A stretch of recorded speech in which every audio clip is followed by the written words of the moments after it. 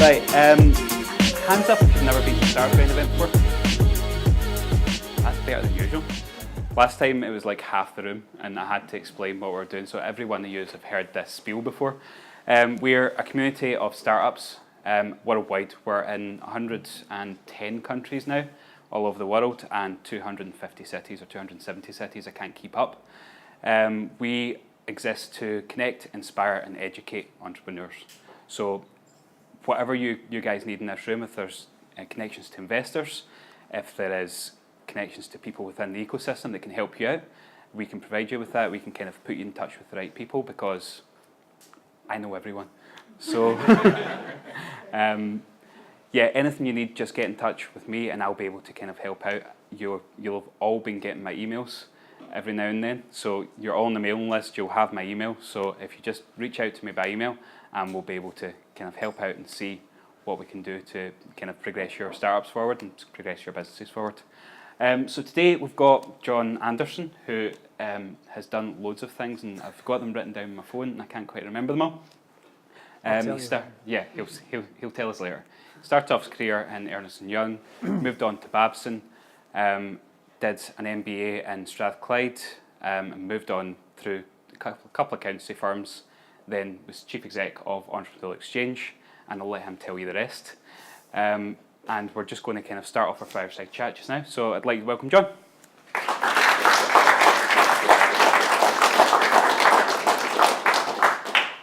There's a certain wonderful circularity about this. I did my training in this building. Didn't look like this at the time. So I first entered this building in November 1981 for an interview with Ernst. Well, it became Ernst & Young. But I'd already accepted a job with Pete Barrett, now KPMG, and their offices were down corner of St Vincent Place and Buchanan Street. So I think where Jack Wells is, shitty building, old-fashioned, horrible, dreadful place, but a great place to do your training. And I came here because I had, even though I accepted that job, I thought, well, I've got a commitment. I've said I'd come to a second interview. I came in here, they were still screwing the EW logo on the reception wall. Totally transformed. We're on the top floor, incredible views, open plan. It just felt different. And I had to go back home to I was staying with my folks, and my father was a senior partner in one of the big accounting firms, and tell him that the firm that he thought I should go to work with was not the one for me. How could I tell them that I didn't want to work for them anymore, even though I've only just accepted less than 24 hours? So that was my first lucky break, because when I came in here, you had access to all of the great training you got, but probably most importantly for me was that opportunity as an international firm to get somewhere else. So I went to London, I went to Chicago, and while I was in Chicago, I got into entrepreneurship. So this Babson, this reference to Babson is really important. The Dean knows all about how important Babson is as a Saltire fellow. So, I'm the classic West of Scotland professional, good at maths and English at school. That's what your dad did. You just go in, you don't think about it. And I probably, when I started my training in '82, approached life and, well, that'll be it. Just like my old man, I'll become a partner, clearly, because I'm going to be a partner. And that'll be one firm for my entire working life. And I'll do good for the city and I'll get involved in all sorts of stuff. It maybe didn't early on turn out like that, because I ended up going an entirely different direction. Part of the reason I got to Babson was I made a fuss about the crap work I was getting. All part of this career path. You're coming back to do the big job in London and all that. And I actually realised that I hated what I was doing. My best friend in Chicago, like me at the time, I was an audit manager and I did financial services. I hated every minute of it. Good for your career, that's fine. And my friend Bill was an audit manager who worked with entrepreneurs, startups, family businesses going through growth and other growth companies. And every time we went out on a Thursday night and had a few beers, he was on fire. He loved what he did. And I was the complete opposite. I hated what I was doing. I couldn't wait to, right, okay, let's say X number of months before I leave. So I made enough of a fuss that he introduced me to the partner he worked for, and I said, could I get a transfer, please? Because this sounds really exciting. It sounds that you're not the auditor who's there because the Companies Act says you need an auditor. You're there because there's value in what you do. You are very selective about the clients you work with because you see they've got growth potential, and you're on that journey. And if you do your job right, you've got a client for life. And that was the whole model in the States. And when I came back to Scotland, having had this Babson experience, completely life-changing, turned down the big job in London, big black mark on the file, fair enough. Came back into this office for about 9 months, and then we merged to create Ernst & Young and moved down to George Square. But what I had was the plan. I had a strategic plan for a new part of the business. You had the resources of a big accounting firm, all the technical resources, but you had a sector-specific approach to life. And this was it was almost like a franchise in a way. The model was, if the business population of your city looked like this, you need one audit partner, one tax partner, and it was literally, that's the model. Now, unfortunately, the department I had joined didn't look like that. So I wrote a plan which suggested we need to make some changes, and I was probably a little naive on how you approach a change process. You're out. I know I was right. I just didn't know how to do it, and then ended up like, well, you're not going to make partner because you're just too disruptive. You're almost unemployable. Sorry, you need to go. Actually, interesting. It was good. You need to go back to London. That was the thing. We just need you out of the office. You're a pain in the arse. Is that why they sent you to Babson? Well, no. But what the interesting thing was that Babson was a one-off thing. That life-changing bit was only 3 days. It wasn't the weeks that Nadeem spent there, but it was enough of a spark. And then what we did every year was bring my mentor, the late Jeff Timmins. We paid him to come over and train us every year. So you had suddenly this new group of people coming through who said, right, we are being trained to look at working with clients, growth companies, the way a venture capitalist would. So we were taught to examine an opportunity with a venture capitalist would. You look at the quality of the team, the leadership team, the opportunity. Is it just an idea? Is it a genuine opportunity? How scalable is that opportunity? What's the size of the market? The language you would use now is total addressable market. A lot of the stuff that we teach based on Bill Ollitt's stuff from MIT. But the interesting thing there was, you are selective, as you should be in any business. Just because you have a whole bunch of clients doesn't mean you should work with them. And that started, I used to run an award scheme in the Herald, started to see some excitement in Glasgow in the west of Scotland, which was, at that point I was describing to students, it was like wilderness. You come back, excited to work with growth companies, and you can't find any. Success in the west of Scotland in the late 80s would have been you've ripped someone off or you've won the lottery, or the pools maybe back in those days. You try something, you fail, that's it. You may as well leave. And we've come an enormous distance in that time because, and all credit to Scottish Enterprise, to be fair, the birth rate strategy from 93, October or so, started this conversation about ambition. Now everything talks about scale. Scaling is just another word for growth. But it was not a common thing to talk about. Ambition wasn't common. Success was frowned upon.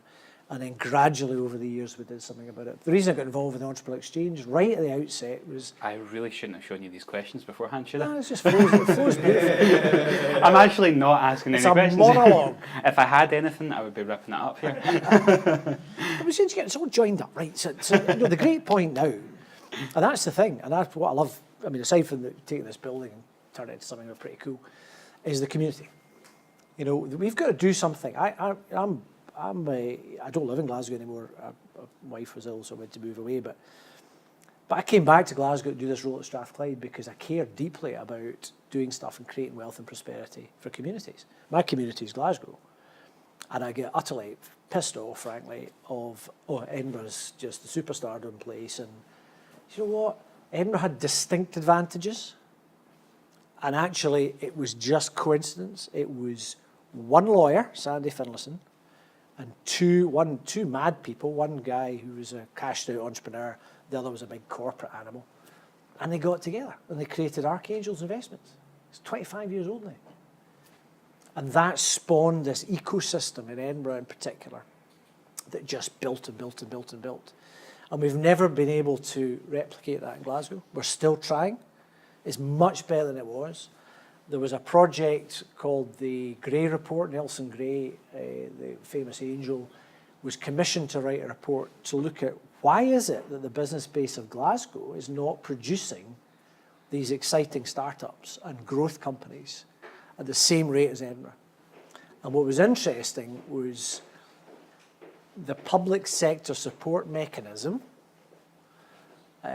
contained certain individuals, one in particular, who, you know, you're all at early stage. Depending on your cash flow, your business model, you may need to raise finance, raise equity finance. It's difficult, but it's, you know, listen, it's not been done before. There's just different ways to do it. This individual, who was probably the most influential person in the then Glasgow Development Agency, said, "Oh, no, you don't want to do that." And this was one individual who created a culture of, within his support mechanism, of, "Oh, no, just stick to your knitting. Don't do that. Don't have ambition. Just stick, know your place." That was the big difference. So you've got a private sector-led, successful entrepreneur, successful corporate, had led this thing, this creation of this community. And I think it's taken Glasgow quite a long time to get there. I think, you know, things like eSpark, the way Strathclyde Uni organised itself, the way the universities all work together now is definitely helping. But we're still behind the game.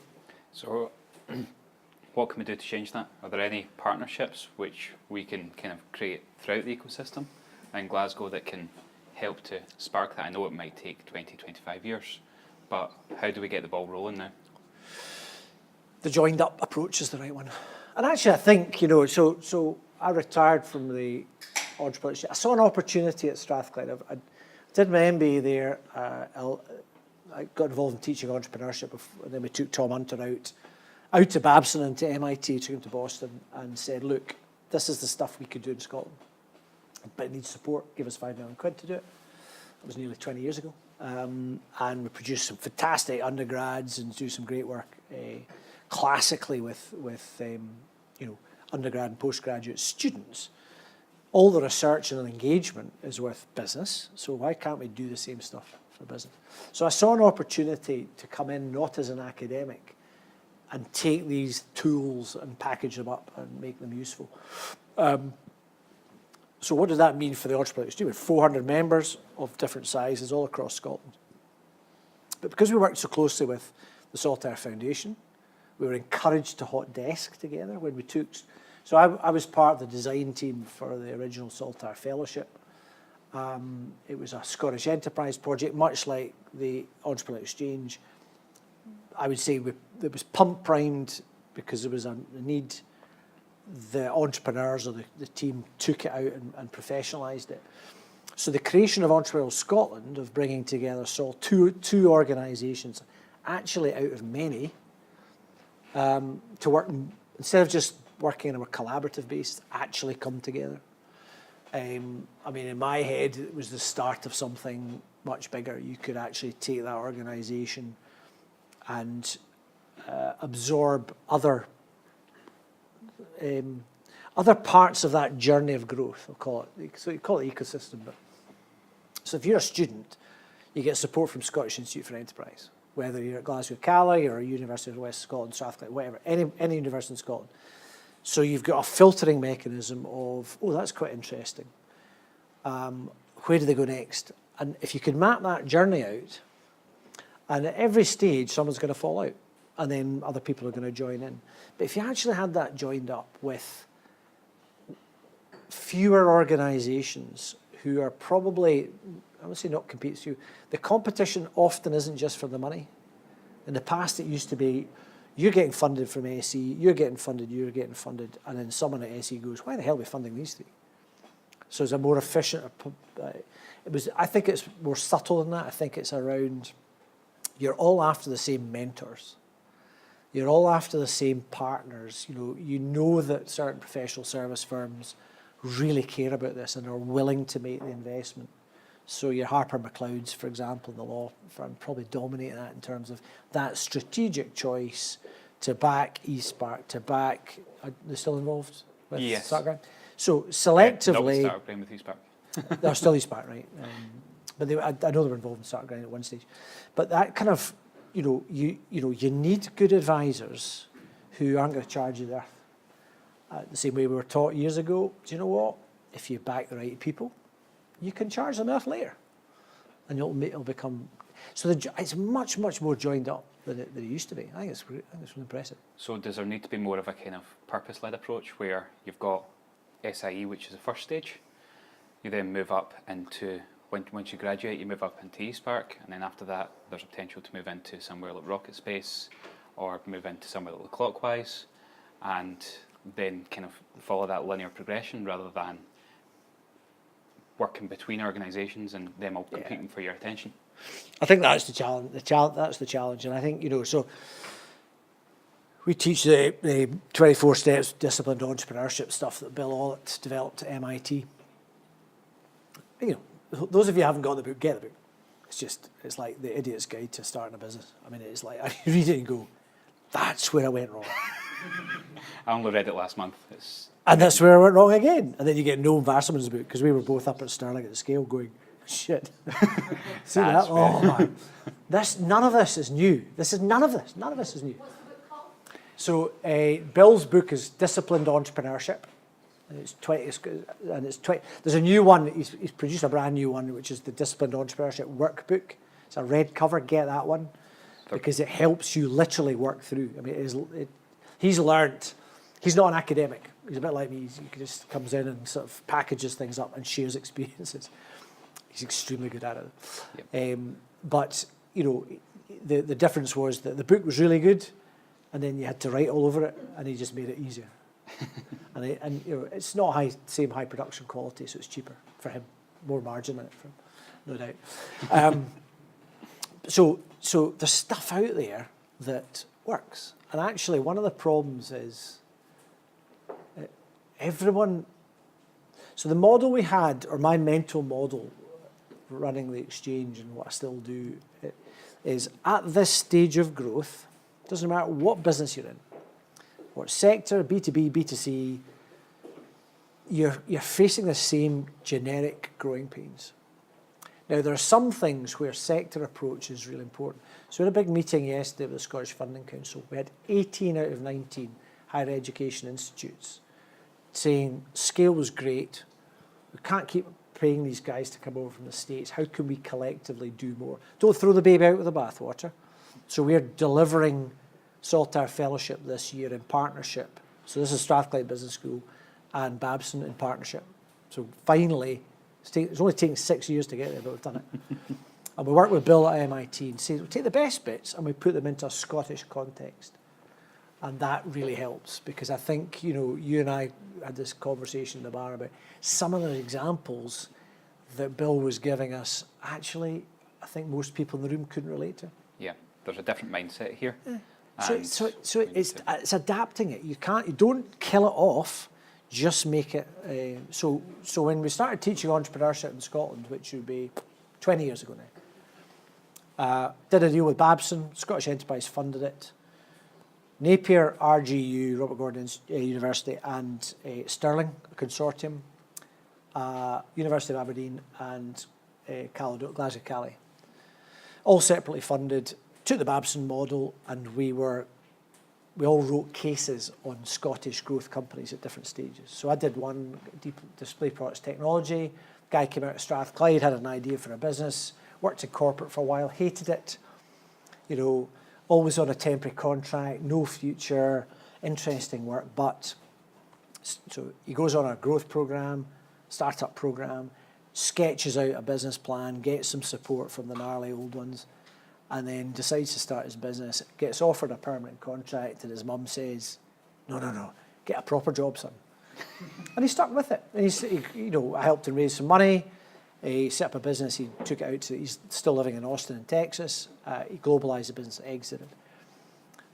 He was like one example you could think of back in those days. You know, it wasn't the norm. Yeah. He was one person. He was so determined, and he lucked out by meeting a few people. And I think that's the thing that the ecosystem is far better at now. It should be less down to luck. Yeah. You know, and it's that pathway. And somebody being honest enough to go, do you know what? Actually, I don't know the answer to that, but I think the person you need to go and speak to is that. For me, the one thing that's missing at the moment in the ecosystem, and it'll change over time, but you know, the old Prince's Scottish Youth Business Trust, as a standalone 22-year-old organisation, had an astonishing track record. And it made all the mistakes along the way. And then, so that model was, you know, you come in, we started teaching enterprise education in schools. So you start to encourage the next generation that maybe you're not going to join one company for life, as I thought. It's a pathway, you know, so actually you could plan your entrepreneurial career, which is a Babson type of thing. You go, right, I need that set of skills. Where are going to find those? So Belinda Jarron, interior landscaping business called Flirtations in Edinburgh, she literally did that. Chose her undergraduate degree, chose her postgraduate where there was a placement into industry.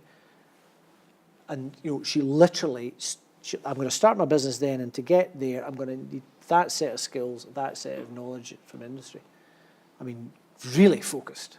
So these pathways, you know, young person wants to start a business, they get into that supportive network. They then want to grow the business. So we set up the growth fund. So Evelyn McDonald, who now runs Scottish Edge, she was the growth fund manager I worked with. I was one of the first people that were looking at young businesses with growth potential.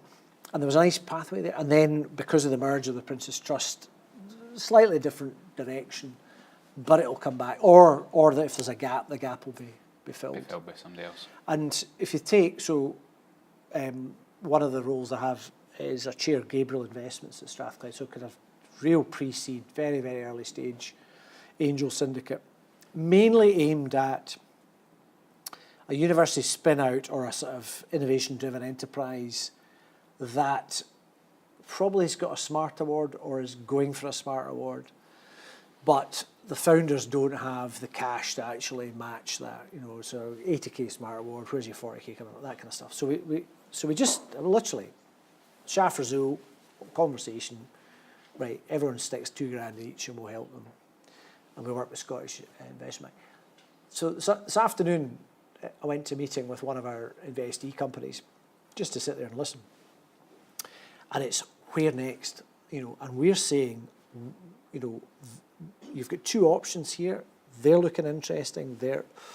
So we can use the experience, but we hand off to the next part of the ecosystem. So equity gap is part of that. So Becky picks, you know, pick protection. Mm-hmm. Next round of investment led by equity gap. Sarah, have we completed it? I can't talk about it yet. There's one where actually the amount of money that's required for this startup, a very exciting young women's business, we've said, actually, we're not the people to lead on this. We spoke to Fraser Lusty at Equity Gap, he led, we were part of it. And it's that collaborative approach. And I think actually even 3 or 4 years ago, I don't think you'd have got that. Fraser actually spoke at our startup grind in Edinburgh Thursday. Yeah. So we're trying to kind of put together those pieces in the community as well. And I think that kind of that approach and actually having someone who you can go to lead those next investments is incredibly important. And it's this honesty, you know, this kind of, right, do you know what, we're not the best people to do it. Stop clinging on to things. And one of my criticisms, you know, the Scottish Investment Bank, the co-investment model that was created within Scottish Enterprise is It was game-changing. There was one of my ventures when I first left the accounting profession, was now Scottish Equity Partners. It was the old venture capital arm of Scottish Enterprise, Scottish Development Finance. We took money from them, one of the Lecs, were in Renfrewshire, and Strathclyde Seed Capital Fund. 3 different investors, 3 different sets of lawyers, 3 different sets of financial diligence. The only professional investors in the room were the Callum Parsons and Brian Kerr, the guys at Scottish Development. The others were pretenders. They did one once every 9 months, but were trying to point score. It was 85 grand of deal fees on a 600,000 pound raise. What? Who comes up with this crap? The model was broken. And there was debt in there. Was small firm loan gap. It was a classic west of Scotland, entirely inappropriate for an internationalising, product-led, market-disrupting technology. It wasn't super high-tech. It was just a new way of doing things. Now, that company today, we had to shut it down because we kept running out of money. It was pre-packed, 60 million a year in revenues, 80 countries. Hindsight, do you know what? If we got it right earlier on, it would be a £200 million business, still based in Scotland, intellectual property, employing all these people and factories around the world. Bloody brilliant story. We just didn't get there it right first time. But the problem there was you had the wrong people thinking they knew what they were doing. The co-investment model was developed to say, do you know what? Archangels, Equity Gap, even at our scale at Gabriel, this is what you do for a living.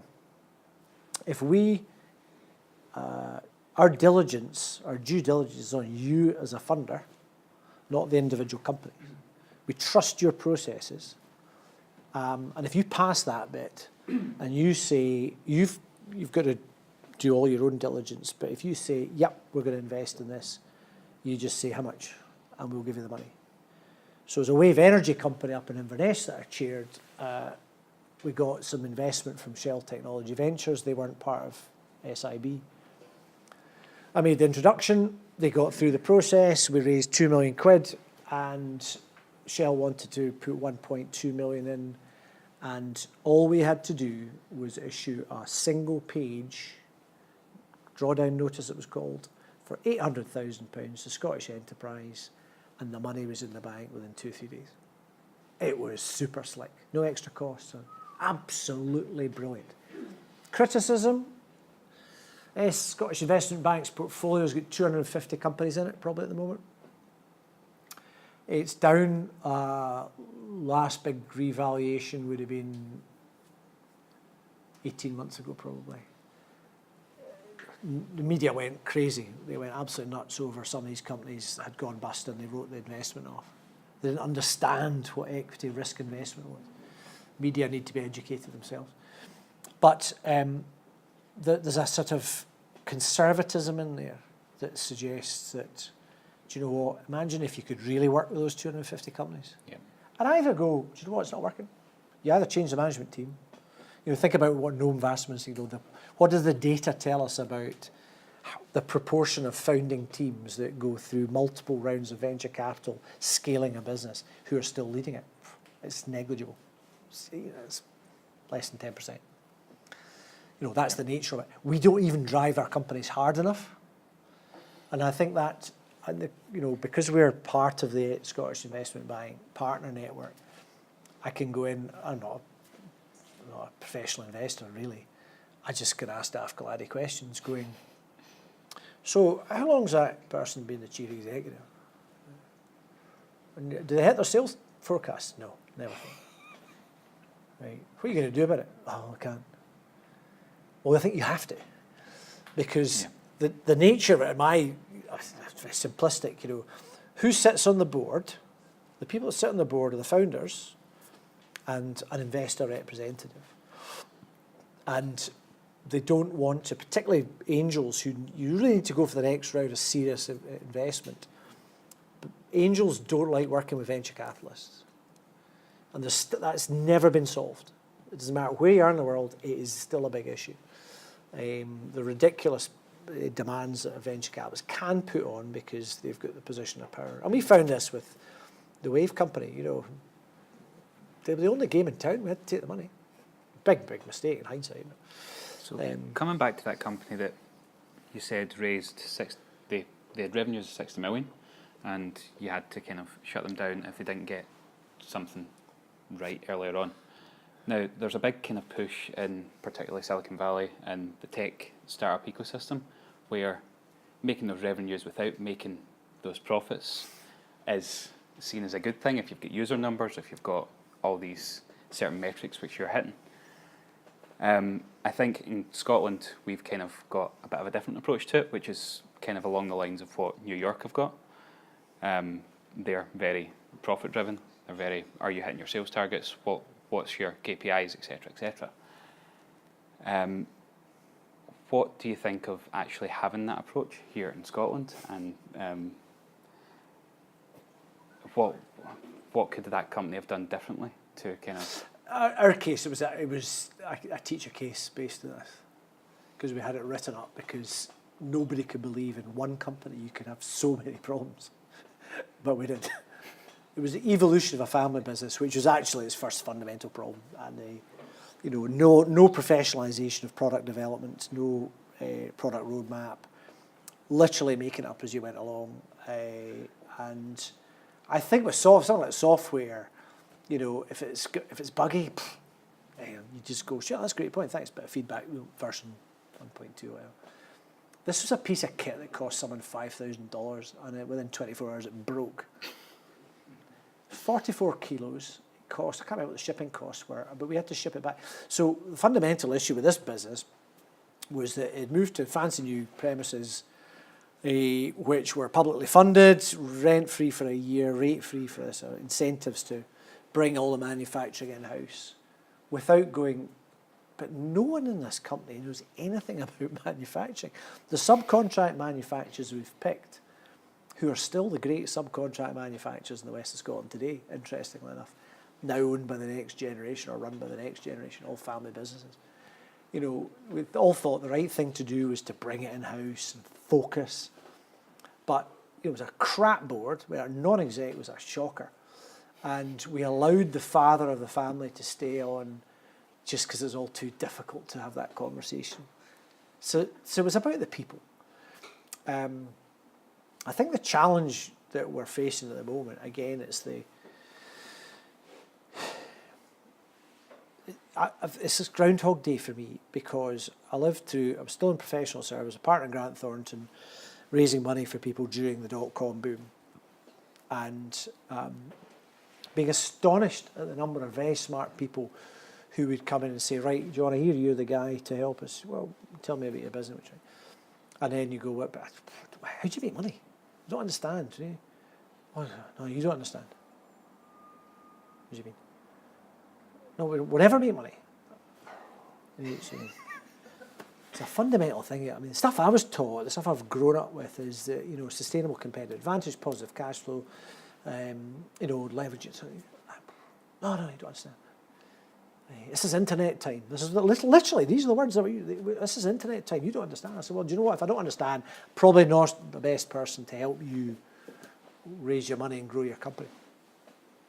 And it was because one company once had persuaded the Americans to come over the hill and buy them for some stupid multiple. They thought that was the norm. And the guy said it, and I'm sitting next to it. 3i had invested in this business. It was our thing at the Lighthouse. Another one, but this guy standing there, I'm sitting next to two of my pals from the venture capital who've invested, and the guy goes, no, we'll never make money. We're just waiting for the Americans to come and buy us. This guy's fucking head in his hands. I said, well, there you go, that's your investment criteria blown. So there's something around, you are here to build businesses that make a difference. This is not about get rich quick. You think about some of my heroes, like David Sibbald at Atlantic, he's now in his third business. Came out of corporate, team of three, four of them started in early 90s, audit client of mine. They took a contract for distributing telecoms equipment for two mid-size American companies who didn't have a European presence. They were able to get a good commission from achieving a sale, but they said, you know what, this is new. You know, we how the hell are we going to, you know, we're your European sales office. How about completely open book? This is the cost of running the operation. Could you fund half of it? Because we're going to have to get on a plane and hustle and break down doors and get orders before you make them. And the Americans were like, yeah, sure. So they were able to get out and test their value proposition. That's the language you would use now. You know, basically find out what the customer actually really wants, not what you think the customer wants. So they did that, and but their business plan changed every 6 months. They raised some money from Scottish Development Finance that subsequently Scottish Equity Partners. 10 years later, they sold. So that was a hard graft to grow the business, and they sold out to. They got some corporate investment in, and nobody ever talks about how long this stuff takes. And then you suddenly get the froth of, you know, these valuations. Who watches Silicon Valley on Sky Atlantic? Right. I think we should build courses around Silicon Valley. It is one of the best programs. It's the best tech startup program, learning experience ever. And you look at an episode and you go, oh shit, I've seen that. So you combine that with Noam Wasserman's book. Yep. And book build. I actually went to San Francisco in February, and no joke, the house that I stayed in was the exact house out of Silicon Valley. I was living that for like a couple of days. I saw something in the paper the weekend that, who's done that now? It's this guy who's moved out from London, and he's staying in the house, that single-story flat thing, bit of a mess that Zuckerberg stayed in when he moved from Harvard down to the Valley. We're not there. We're here to. My view is I've got the passion, you've got the energy, you understand you don't know everything. You surround yourself with brilliant people. You test everything. You know, so the lean startup approach to life, I do believe in completely. We are a nation of engineers who like polishing things and making it perfect. And actually no one wants it. You know, all that better mousetrap stuff. And we do. That's one of the challenges we find with Gabriel, where particularly if it's an academic spin-out, where there's almost this intellectual arrogance that I've got a PhD, you don't, I know. And what we've done because of the model is to say, look, you know, you're combining technical excellence in engineering or biomedical, energy-related stuff, and you stick to being the techie. And we've got this business school that's been going for a long time with an alumni base to die for.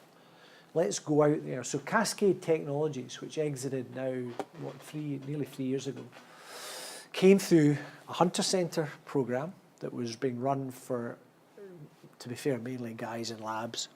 Glasgow University, Strathclyde and Glasgow Cali. So that was 17 years ago. That's how long we've been doing this. So there are examples. Erwin Norman, with 3 guys in the room out of the 40 maybe who started businesses. 2 from Strathclyde, 1 from Glasgow. Colin Urquhart started a company called Virtual Clones, now Dimensional Imaging. Still at it, the second business. Dougie Maxwell, PAL Technologies, doing wearable technologies for medical research. And Erwin Norman. And Erwin was the one who said, I should really stick to the technology. Could you find somebody who can help me build the commercial team? So we went out into the alumni base, the business school. We said, right, you've got a finance or a marketing degree, early 40s probably. You fancy taking a punt? And that was it was dressed up more elegantly than that, but that was the model. And you know, put them together, and it was effectively a proper accelerator. You get 3 months, we'll drip feed you a wee bit of cash, help you, 3-month milestones, review, go, no go. And they just made progress each time. We then set up, again, drawing on the strength. This is why this meeting with the Scottish Funding Council yesterday. This can be applied at every university, whether it's Royal Conservatoire or it's the art school. Or, you know, there are people who have got a deep affinity and want to help. So we set up this thing called Strathclyde 100, based on Enterprise 100 at London Business School. bunch of alumni who wanted to get together, have a bit of a blether, nice meal and a glass of wine, but be presented opportunities to not actually invest what was interesting. It was based on the MIT forum. It was 3 companies. They come in and they say, here's what we're facing at the moment. Here's what we think we should do about it. Any suggestions? Any introductions you can make? So people giving back. We set up Strathclyde 100. We put Irwin and 2 other businesses in front of them. Happened to be 2 people in the room went, I love that. 25 grand each. Got them going. And then a couple of rounds of venture capital. We actually lost them to Glasgow. One of Glasgow's challenges is this ladder of provision. So we had a big incubator in the day, but companies, when they came out, where did they go? They ended up moving to Stirling, onto the innovation part there. Sold to Emerson 3 years ago. Price undisclosed. The university made 3 million quid out of it for its investment. So it does work. But that was a 13-year journey by the time it got going. Nothing happens quickly. So is there any way to take that model and make it non-university specific and allow startups? No, there's one of the biggest challenges that people that run the startup have today are people. Yep. Bringing people together, whether that's bringing people into non-exec roles, whether that's bringing people in as co-founders and to their core team. Is there any way that Glasgow as a whole can leverage that network just to kind of build the businesses that are not alumni? Yeah, I mean, we were very. I think we lost focus. We went off from the. Do you know what? We understand the commercialisation, and we can. More importantly, we can influence the commercialisation team's attitude to a license or something like that. So for me, it's. So I've done peer learning for effectively 12 groups of people facing roughly the same issues, talking to each other. Not so. What I did when I took over running the exchange was the generic growing pains facing businesses in the early stages up to maybe $1 million in sales were completely different to those in the 1 to 5 and the 5 and above.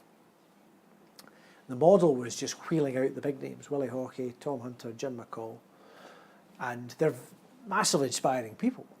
But in terms of practical, what am I going to do tomorrow? And actually it took Tom, who was my chairman at the time, saying, why are you asking me to do this? I said, well, everyone wants to see it. And he goes, that's not a good enough reason. I can't add anything here. The last time I had that specific issue was 14 years ago. I think you could find someone better than me. And effectively, that's what we did. So for me, how we do this is that you identify a group of people who aren't all in the same industry, because I think you learn a lot from different disciplines, but are facing approximately the same types of issues as you go. And you then say, well, who's the best group of people to help them? In my view, in the past with Exchange, it was the people who had been through that phase in relatively recent terms. So we mapped out, that group of people there, group of members come to that type of event, but the speaker at that event is going to be someone from the tier above, because it's much more practical. You still need that inspirational bit, but actually the story's not terribly relevant to you. So we flipped it around and ended up saying to a Tom or a Willie or a Jim, right, could you chair the event? So people are still getting access to you, and you can chip in bits and pieces every now and again. But one, it's not about you, it's about the learnings that are being shared around you. And we did this by creating an environment where people could be honest about what they were facing. I mean, entrepreneurs, I've spent 25, 30 years working on, how are things? Fantastic, it's brilliant. It's not. Really, it's not. It's okay to say it's not. Today is utterly, the problem is it's like super highs or super lows. That's how you manage that. But I think the practical bit is you create an environment where people are comfortable. They're not pitching to each other, they're not selling to each other. The Entrepreneurial Exchange was a massive success. It wasn't unique. The team that designed it went out to the States and said, all right, that looks quite good. That'll not work in Scotland. Well, that will. And they took the best bits and just made it. And it brings back to that, where I think we can take all the lessons from Babson, MIT. We're doing some great work with, what's the university? Waterloo in Ontario. So this new master's program that one of my young colleagues developed in entrepreneurship, innovation, technology, it's just brilliant. It's brilliant, and it's done in partnership with Waterloo. So it's taking something that's proven elsewhere, make it work in the west of Scotland, and we can go. So the kind of the principles of peer groups, keeping them together, excuses to get together meaningfully. Not social bit's good, and we've seen that how So I've now got 40. People have been through the Growth Advantage programme, another 20 start in the next month.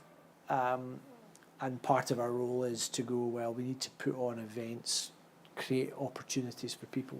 Start great. And they can give back. I mean, that's what we do. We tend to do, it tends to be fair, it tends to be very Strathclyde centric, because these guys could do a ton of stuff. I mean, but you take that Strathclyde model. I mean, a lot of the Funding Council conversation yesterday was, we've made most of the mistakes. We just happen to have had the benefit of Tom Hunter's backing, which meant that you could keep a team together longer.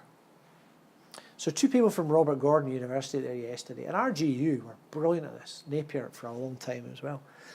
But they kept, it was tiny, and then one key person left, the whole thing fell apart. And I think that's the, it's the glue. And that's essentially what I think the Scottish Government are looking to Entrepreneurial Scotland to do. Certainly the REAP Scotland report 2014 that I was part of said, actually, it shouldn't be run by either Scottish Enterprise or Highlands Islands Enterprise. Certainly shouldn't be run by a government official. What organisations are out there? They never said this, but it would be non-profit or profit with purpose. So it's not. You need to run it profitably, clearly, but it's not for distribution. So it's not a commercial. You partner with commercial, you partner with government, you partner with universities, and I think that's the bit that I think people are waking up to go, do you know what? That's quite we're not really competing with each other. So come back to the Growth Advantage programme. We've got a bit of time left, so I just want to kind of give you an opportunity to talk about that and what you're doing with it, in case anyone... So thanks. This is... A couple of things happened. The REAP Scotland report, I co-chaired a session on skills for growth. So classic thing, entrepreneur grows, team grows, the team can't keep up, but it's still very lonely. And if you've come out of court, so again, looking at some of the awards that I set up, some of the real heroes of mine were, they took all of the great corporate toolkit. They were still mad as a box of frogs, starting group, but knew which tool to use appropriately. And then you have the kind of complete nascent novice entrepreneur. Something like Tom, actually, a great example, because he hadn't a clue what he was doing. But he surrounded himself with good people. Philip Green was quite a big mentor to him. And he had some good advisors around him. But he hadn't done this stuff before. So this Growth Advantage programme came about because Skills for Growth said, universities in Scotland are great at teaching programmes for big corporates. Can you not just come down a level and help? As long as it's relevant. So a corporate MBA, not relevant to this market at all, absolutely not. But what I saw when I was doing the hot desking up there with Sandy was stuff, a tool, value proposition canvas, blue ocean strategy, some of the operation stuff. I found a program called Future SME, which was a sort of capability development, building tool for SME manufacturing companies. Sitting on a shelf, doing nothing. And I was like, can we not? And I thought, well, my exchange members are saying, I love the peer learning thing. Could you put a bit more structure to it? So a combination of throwaway comments from members going, I'd love to do a bit more learning. And we're like, well, we just introduced storytellers in a sense, plus MIT. And so I went to speak to Jonathan Levy, who I've worked with for a very long time, and can we do something? What can we do? And he literally went, what do you mean this? And he pulled out a sketch of this growth program. And he said, I was sitting in these REIT meetings getting fed up with nobody doing anything. I just thought we'll design it. So I've taken that bit. What are you doing with it? I'm too busy. And that was the trigger. And I thought, well, do you know what? I've probably had a Groundhog Day moment, and I thought, do you know what? I need to do something else now. Time to retire. Hand on the reins to someone else. So came in, and at the same time, we were lucky enough that, so I inherited a sales product, because I think sales is it's undervalued, full stop, in Scotland. No one really, you drift into it, no one really chooses it as a career. So I want to put in programs where you can professionalise it. Napier are doing brilliant stuff. So Napier, Aberdeen, Robert Gordon, there's a sales competition, undergrad now. It's brilliant. So you enter teams, you enter these, and so it's part of a global movement. Really, really impressive stuff. Don't do that at Strathclyde yet. We're thinking, right, can we do something? So the Scottish Edge winners get sales training, which we deliver, but I deliver it in partnership with a commercial organisation. And Santander came along and said, so we have Breakthrough. It's funding for growth companies. We're trying to raise the profile. We do a lot of work with all universities, and we're looking to university to say, have you got a programme for growth companies that we could maybe support? There we go. And that was it. So serendipity again, chance conversation, some exchange members, MIT, sort of REAP Scotland project, Santander, and that's how we got it off the ground. And the key thing here was to say, taking Bill Ollitt's model, the persona, who are we after? Describe to me exactly what type of business we're, and for me, most importantly, the stage of growth. So we said there are a plethora of programs for startups, early growth acceleration. What about existing businesses? My old middle tier of my membership. So of the 40 companies that have been through 2 cohorts, average size 2 million in revenues coming in, maybe 20 people. So the beginnings of a management team and the lead entrepreneur, whether they started it or they bought it or a blend in family businesses to it as well. How do they free themselves up to work on the business? Right. So and this is the thing about, that blast of communication from Bill and no time to reflect. This is the complete opposite.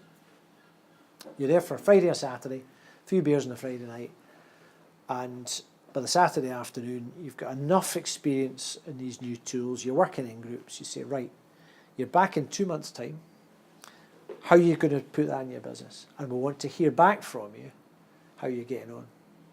And that's the secret sauce. It's, I've managed to persuade my academic colleagues it's not about them.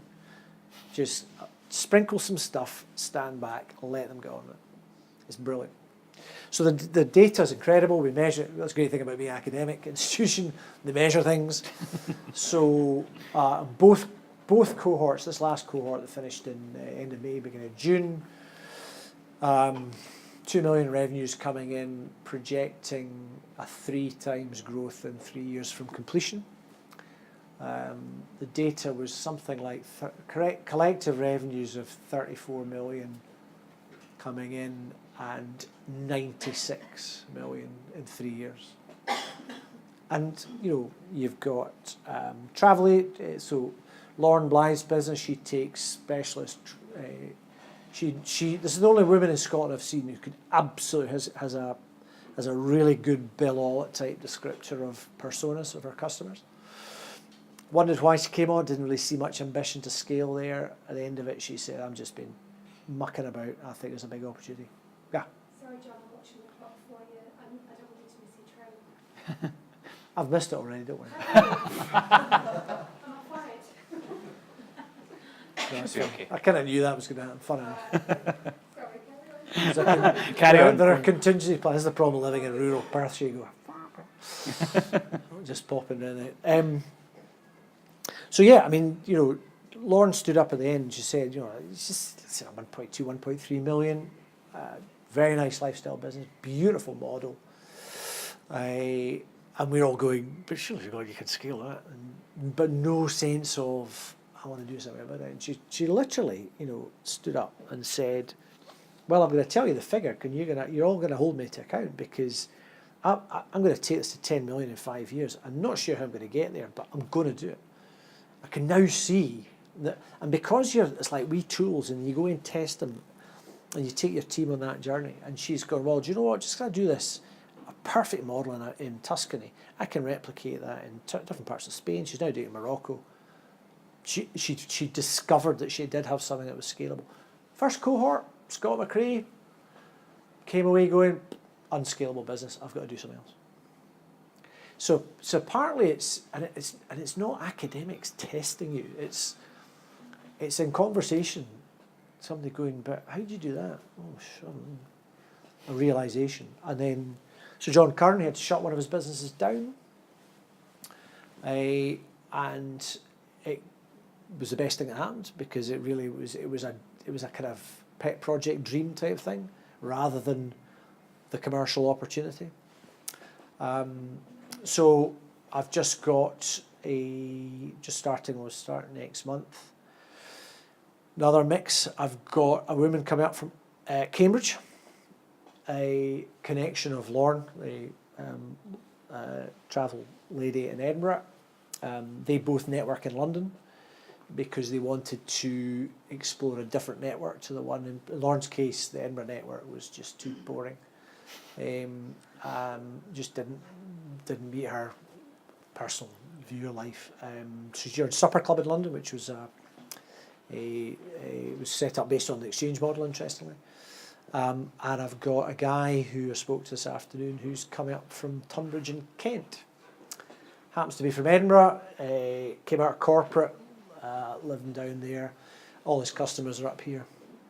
Supplies all the microbreweries and the craft breweries. He's got a very clever natural product. And I've got my first, I took a call on the way up the road actually. I thought that the venture capital community can do great things by introducing advisory boards, non-execs, their network.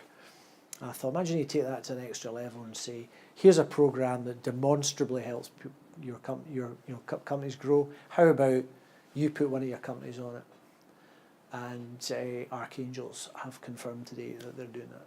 Perfect. Breaking news, it's just brilliant. Fantastic. And Scottish Enterprise now go, oh, actually, that's quite good. And they've got over that not invented here syndrome stuff. And the participant fees, which are, you pay $4,500 for the 10 months. Santander and the university subsidise the other 4.5. And that 4.5 that you have to pay is now contributed to by Scottish Enterprise in certain circumstances. So it's taken a long time to use our influence with people and give them the evidence that this stuff works. So the issue now is my principal saying, well, that's fine, John, for those growth companies. What about the early stage innovation-driven enterprise? So we designed, I called it iGap. We took some of the best principles. We shortened the programme to 3 weekends, not effectively 5. So it's a 4-month programme, not a 10-month programme. Partnered with Informatics Ventures to deliver it to EIE alumni. And everyone said they were too busy to come on it, which was a bit disappointing. I wasn't able to influence the marketing and the recruitment, unfortunately, but just exactly the group that does need to free up time.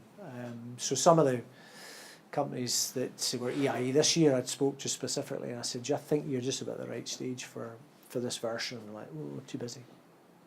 Wrong answer. But that's what they're facing at the moment. And that model will continue all the way up as we go to mid-size and the Scottish Enterprise Scaling Accounts. And that's a model that we were happy to share with the rest of the universities yesterday. Amazing, amazing.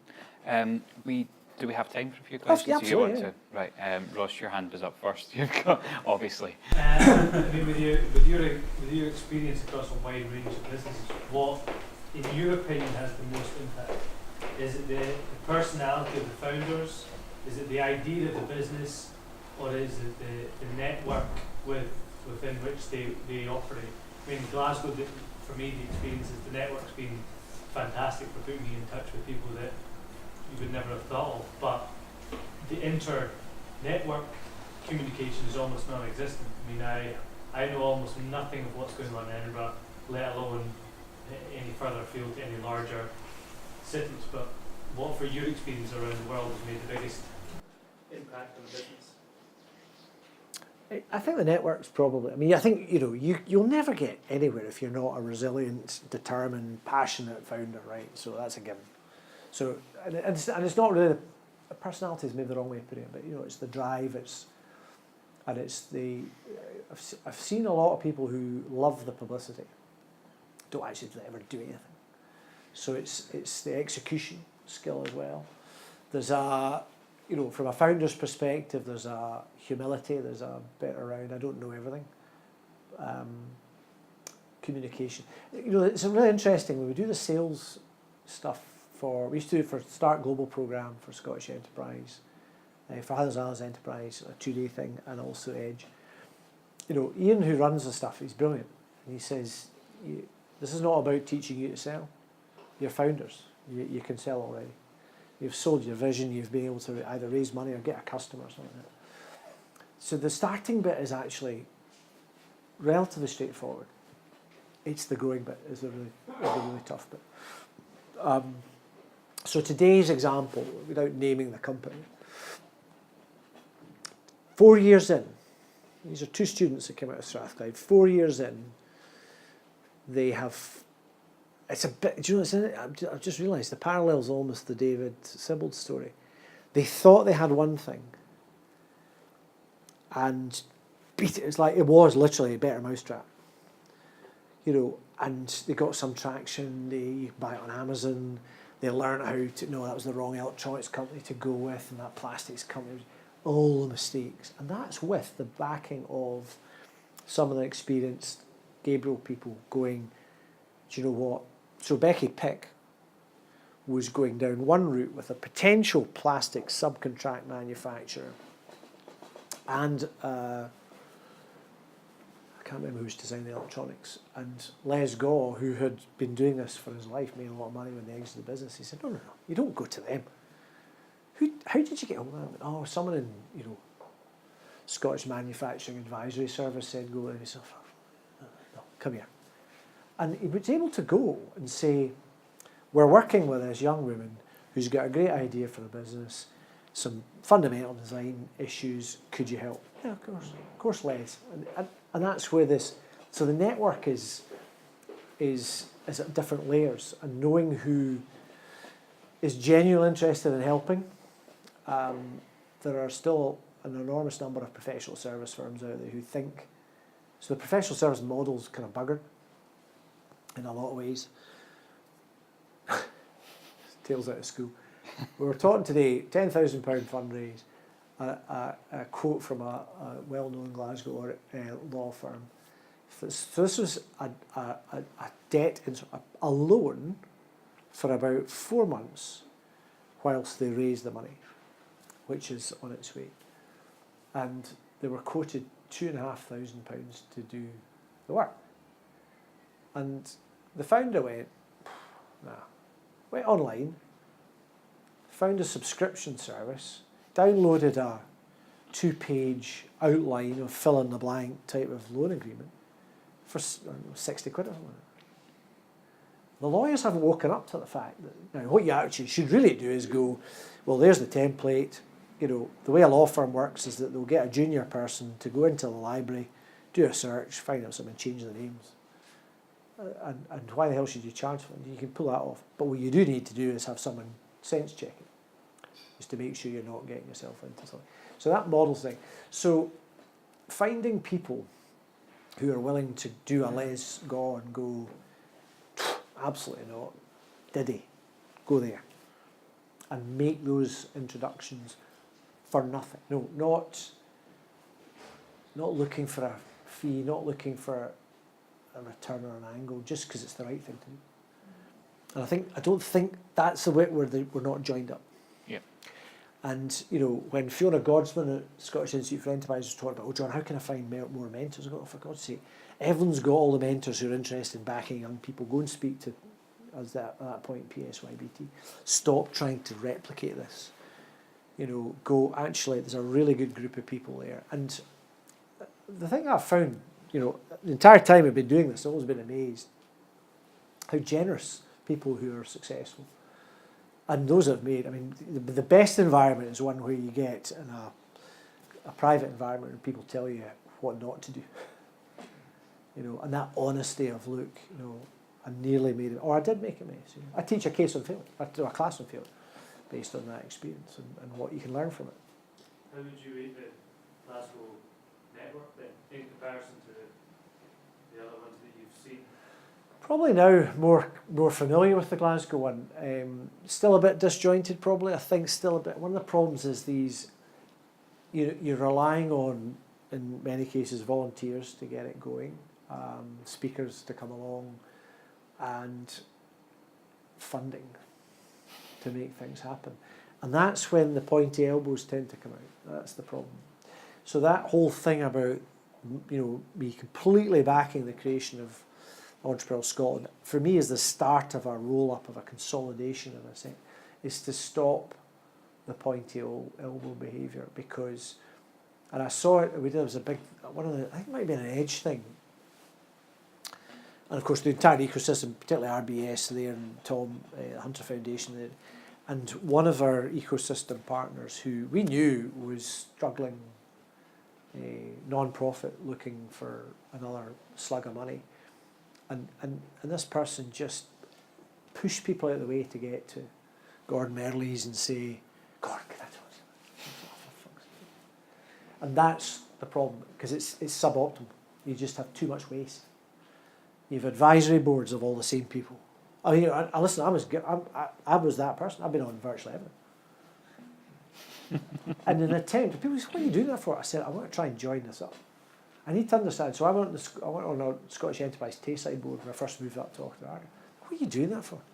I said, I want to know exactly how this system works, because my members in the exchange and the companies I'm involved in need to know, because I know that there's some great stuff in there if you can get your paws on it.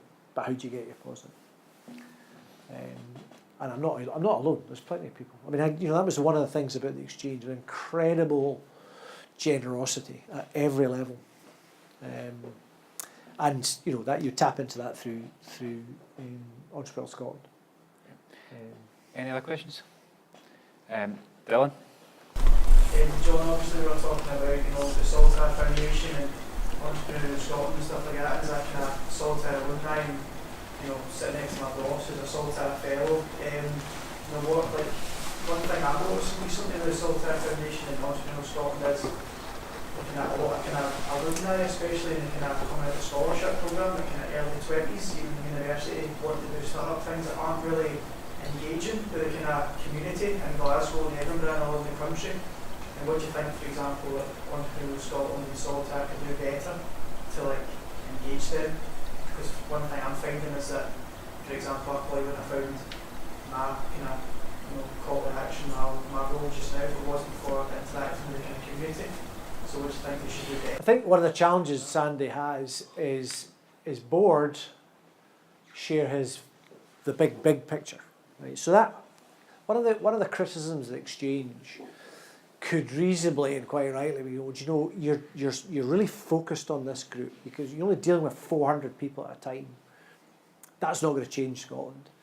Now, my experience was that because we were focused on growth companies at certain stages with certain criteria, certain behaviours that they were willing to sign up to a code of conduct at any point in time, of the 4,500 growth companies measured in Scotland, 10% were kind of coming through the system and then dropping out and whatnot. To get to that big vision, you know, that Sandy and Chris have, they have to operate up here. And I think to be completely honest, the team below them don't have the capacity or the experience, probably both, to do the bit that's made. So, the 400 members, 300 of whom were paying me. We had a structure of founders who gave us a lot of money up front, honorary members, corporates and stuff like that, and just people who'd helped out. But 300 paying members helped fund 3 staff members. I brought corporate membership and sponsorship that funded me, and we made a small surplus off running the conference at a surplus. And I brought in 190, 200,000 of income from corporate Scotland to do that. At least half of that's gone, half the membership's gone. So the fundamentals of the model have been lost because the focus is on the big stuff. Now, it's a bit like the merger with Princess Trust and PSYBT. There's going to be a few years of smash, and it will get sorted out. And in 10 years' time, you'll look back and go, is it astonishing that? The problem is for those that are caught in that middle. And I saw that, a lot of my Growth Advantage clients in the first year were disaffected former members who said, this programme of events is no longer relevant. What's happening? Because my team was allowed to go. I just did the influencing stuff. They did the hard graft. And I think that's where Sandy's found himself. He's had some unfortunate experiences with some key staff. And I don't know what, it's almost accident prone around that. And there's a real danger, given that, I know that, for example, Bob Keeler would not put someone on the fellowship because he said, I've got 5 talented leaders and actually I'll deliver something in-house for them because I can only pick one to go to Babson. But I love the Scholar Programme. Isn't that fantastic, Your penultimate, your final summer before you graduate, between 3rd and 4th year, competitive programme, and instead of stacking shells, you're getting out to, where you went to, where did you go to again? You went to, Florida. So, some amazing things by reaching out into the GlobalScot network and the network of international companies that Sandy and his US board in particular built. And it's keeping that alumni group together. So one of the things that he and I probably disagreed about right at the outset was Saltire Foundation as an organisation were brilliant programme developers. Brilliant. The Exchange were brilliant peer learning opportunity events. So if you take the ability to create this group of people who've got common interests and get them to come to something and keep coming back, in my mind what you do is you have these series of networks. You've got all the scholars together, you've got all the Saltire fellows together, you've got the PSYBT Growth Fund people together. And you run all these groups concentric, and then periodically you bring them all together, and they feed off each other. And each stage, so I should imagine that to get the support and the enthusiasm, the inspiration, let's call it, for the Saltire scholars, you dip into Nadim's cohort. So, and to get Nadim's cohort enthused, you should be bringing in the Exchange members at a certain stage. And that's the way it certainly used to be. And I think that's maybe just, they're so busy doing all these other stuff that bit's missing. I'd like to thank John for coming along and giving us his time. That's been absolutely fantastic.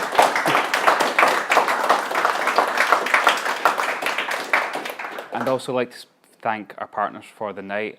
Firstly, Digital Boost, who is Luke, who does all the filming, and this will be up on YouTube tonight. So that will be, you can clap in a minute. That will be up on YouTube in a couple of weeks, week or so's time. So I'll give you all the link for that, so you can watch it again if there's anything you felt you missed. What's that? You're famous. I'm on YouTube several times. We want to thank Clockwise for giving us this amazing space. This is our first proper fireside chat here, and it's been an absolutely fantastic venue for us. And lastly, Organised Health for paying for the pizza, which was provided by the Shilling, which was absolutely fantastic. For those of you who don't know about Organised Health, I actually work for them, so I'm their CTO. So I've got to give them a bit of a plug. Shameless plug. We're doing a prescription delivery service for people that are on repeat medication, and we're currently running the pilot. So if anyone is on repeat medication and wants it delivered to their door, whether that's their work or their home, just get in touch with the guys up the back. They'll be able to speak to you and sort you out and get you signed up to the service. So yeah, lastly, thank John again, and hope to see you all at the next Startup Grind. Hopefully we will have Steve Dunlop from Scottish Canals. I've yet to get him confirmed, but he's an absolutely fantastic speaker, and we're going to confirm a date at towards the end of next month. So look out on your emails, and you should get all that very soon. Thank you very much.